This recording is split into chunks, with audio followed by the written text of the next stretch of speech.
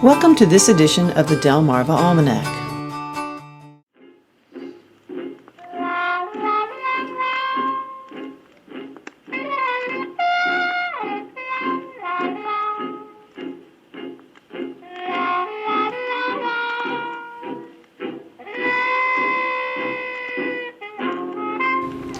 During Prohibition, not everyone wanted to go on the wagon and give up their liquor. But the three Delmarva state legislatures were early adopters. Virginia was the second state to ratify the 18th Amendment, followed by Maryland coming in sixth and Delaware being ninth. Displaying typical Eastern Shore stubborn independence, coastal residents more or less ignored the new law. George Hurley and his wife Suzanne have written a number of books about Ocean City's storied past, but Prohibition is one topic which has not yet made it into any of their publications. George is too young to have experienced it firsthand, and not many of those who lived through it are still around to tell the tales. But George grew up hearing a lot about that era, and through his interviews and research, he's come across a few interesting stories. This story was told to me by Charles Eliot during the 80s when we were publishing this book, or during the 70s rather, when we were publishing this book. I would go down and have coffee at Jack Bunting's restaurant on First Street. And everyone knew I was writing a book, so they all had tales to tell me. And I suppose they all wanted the tales included in the book. But this is one that didn't make it to the book. Charles told me the story, and Charles incidentally became the CEO of Bank of Ocean City. His family still owns White Marlin Mall and so on and so forth. But he, his dad, and his brother were bringing a load of whiskey up the bay from down around South Point.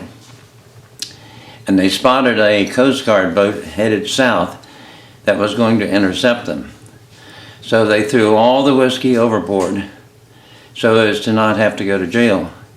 And met the Coast Guard and went on. Their boat was empty. Went back that night with grappling hooks and never found a single bag of it. And of course, this was before the inlet was cut, so there were no strong currents. So someone else found the whiskey and stole it.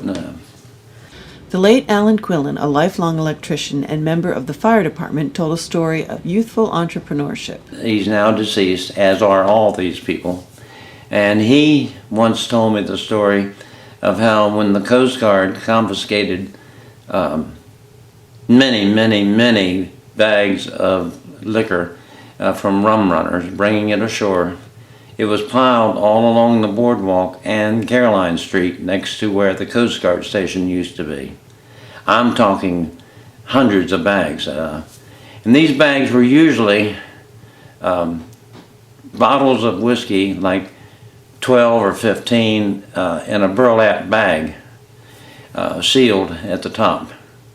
And Alan told me how he and his friends, and they would have been in their 20s then, maybe 30s, would climb under the boardwalk with a fishing line and treble hooks and throw the line at the bags and pull a bag of whiskey from under the boardwalk while the Coast Guard guarded it on the Caroline Street side.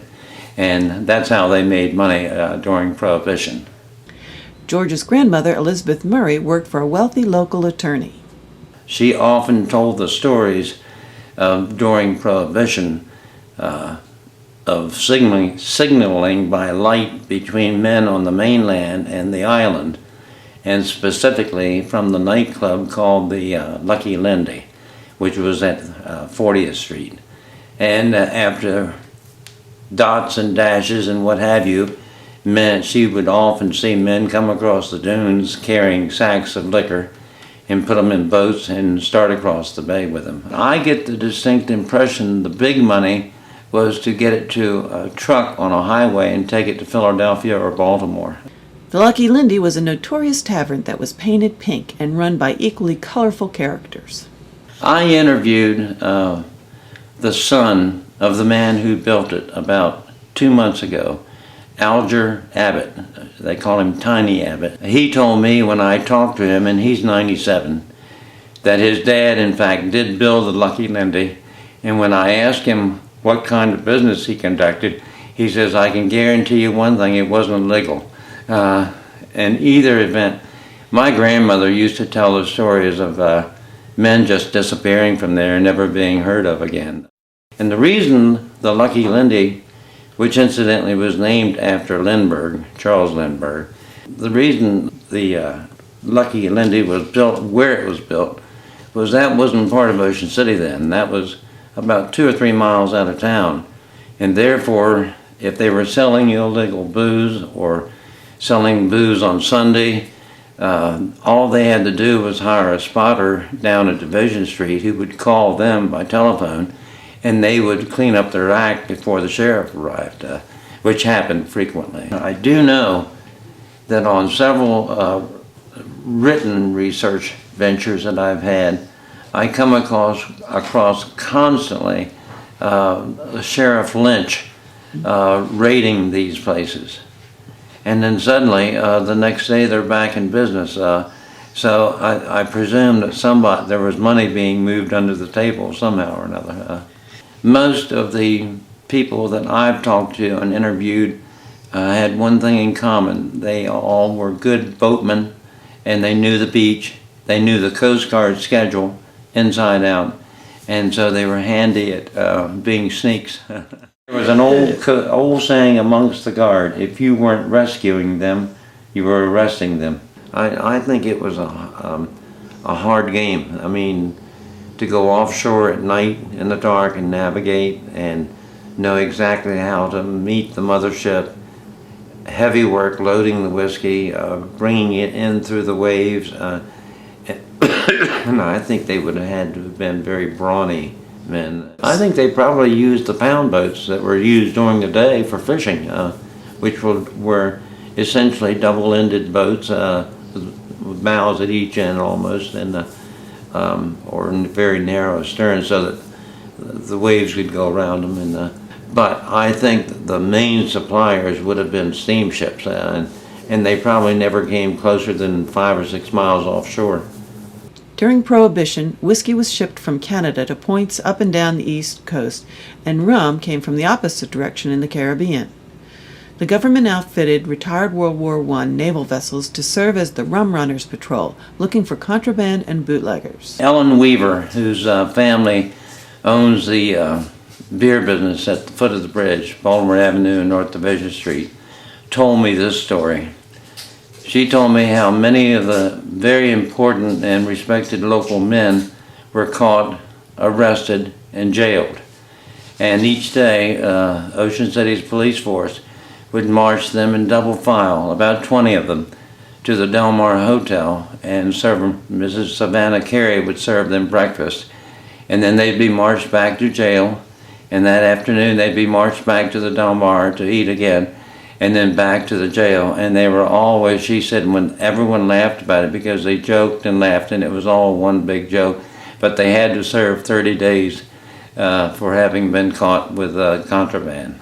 I don't know much about Delaware, but I do know in Virginia, with all those lonely barrier islands, when we built homes down there, old timers would tell me the keepers of Coast Guard stations and how they had the only Cadillac on the island, and it was obvious they just looked the other way to allow whiskey to come ashore in their district. So I am sure as you went north and the population increased, there was probably less of that, but it still went on to some extent, I'm sure.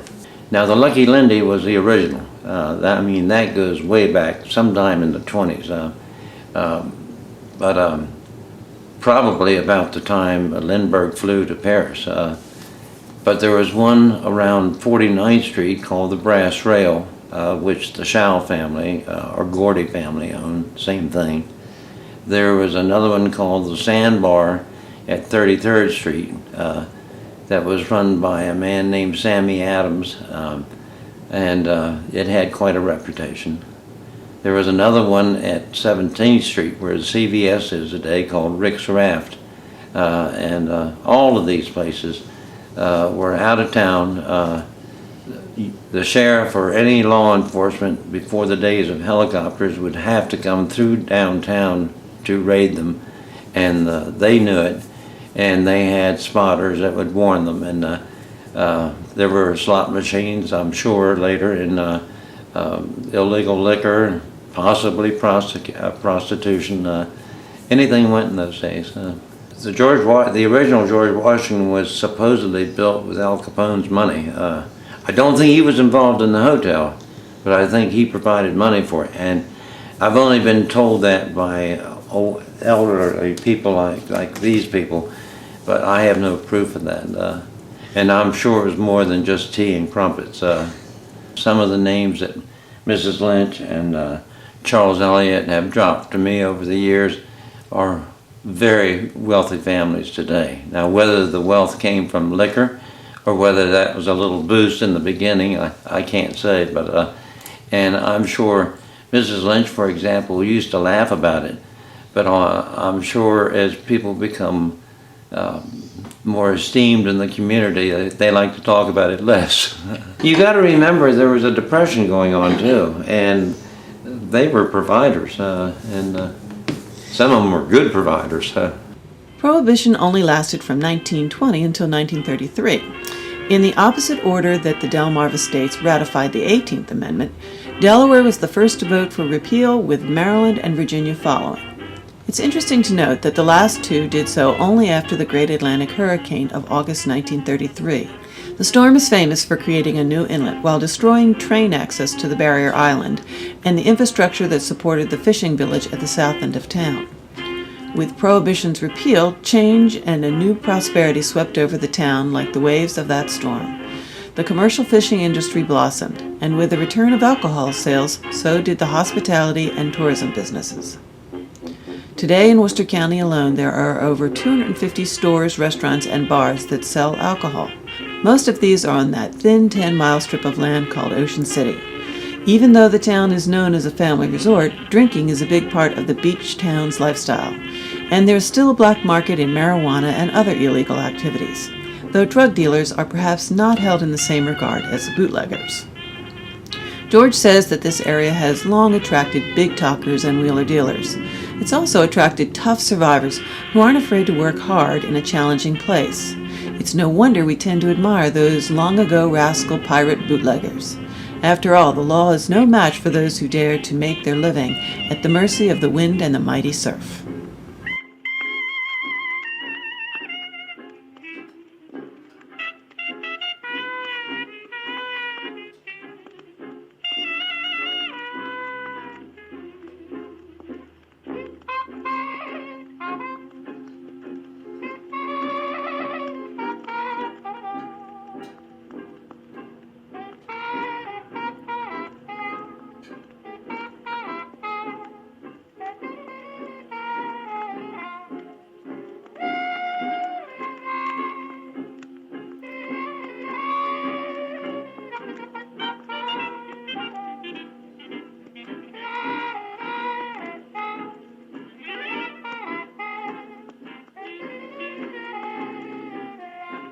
Thank you for watching the Delmarva Almanac. Be sure to visit the rest of this site for additional information and links. This has been a Moonshell production.